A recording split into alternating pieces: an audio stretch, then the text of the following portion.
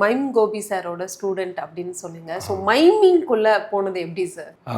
Mime வந்து ஆக்சுவலாக என்னென்னா எங்கள் சார் ஒருத்தன் மூலமாக நான் அண்ணா பழக்கம். நான் இந்த மாதிரி சினிமாக்காக ட்ராவல் பண்ணிகிட்ருக்கேன் அப்படிங்கும்போது அதுக்கான சில விஷயங்கள் கற்றுக்கிறேன்டா அப்படின்னும்போது நம்ம என்ன நினச்சோம், வந்தோம்னா சினிமா போனோன்னு கேமரா ஆன் பண்ணால் நடிச்சிடலாம் அப்படின்ட்டு அவங்க சொன்னதுக்கப்புறம் தான் தெரிஞ்சு. அப்படியும் போனேன், ஒரு சில இதுக்கெலாம் போனேன். சார் பிள்ளைங்களாம் திட்டுலாம் வாங்கினேன். திட்டு வாங்கி இது ஒருவேளை இதுக்கு ஒன்று கற்றுக்கிறதுக்கு ஒரு விஷயம் இருக்குமா அப்படின்றதுக்காக அண்ணா கூட போய் ஜாயின் பண்ணேன். பண்ணிவிட்டு அதுக்கப்புறம் அண்ணா பேசினாங்க. ஓப்பனிங்கில் பேசும்போதே ஒரு பாசிட்டிவான ஒரு பர்சன் தான். அவங்க வந்து எனக்கு கிடைச்சது ஒரு குருவாக கிடைச்சது நான் தவம் செஞ்சுருக்கணும். ஏன்னா அவ்வளோ நல்ல விஷயங்களை சொன்னாங்க. முதல் நாளே பாசிட்டிவாக பேசினாங்க. நல்லா இருக்குடா, சூப்பராக இருக்கா, நல்ல ஃபீல்டை செலக்ட் பண்ணியிருக்க அப்படின்னா என்கரேஜ். அவங்க பண்ணுற விஷயம் இருக்குல்ல, அது நமக்கு அப்போவே ஜெயிச்சதுக்கான ஒரு ஃபீல் கொடுக்குற மாதிரி இருக்கும். சூப்பரா அப்படின்னு. அப்புறம் அதுக்கப்புறம் வந்துட்டேன் நான். ஏன்னா போல அதுக்கப்புறம் சரி என்னடா அப்படின்னு அவங்க சொன்னதுக்காக தானே போனோம் அப்படின்னு வந்துட்டேன். அதுக்கப்புறம் கொஞ்ச நாள் ட்ராவல் பண்ணிட்டு இருந்தேன். திரும்பவும் நம்ம சினிமாவை நம்மளை விடலை.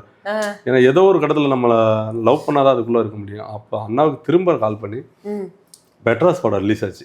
மெட்ராஸ் படத்துக்கு அப்புறம் நம்ம அண்ணன் திரும்ப அண்ணாவோட போயிட்டு அண்ணா அப்படி டேய் இன்னும் இருக்கியாடா, இது ஃபுல்லாக அவனை விடாதுடா அப்படின்னு. அப்புறம் அண்ணா கூட அப்போ இருந்து ட்ராவல் பண்ண ஆரம்பித்தேன். இப்போ வரைக்கும் அண்ணா கூட தான் ட்ராவல் பண்ணிட்டு இருக்கேன்.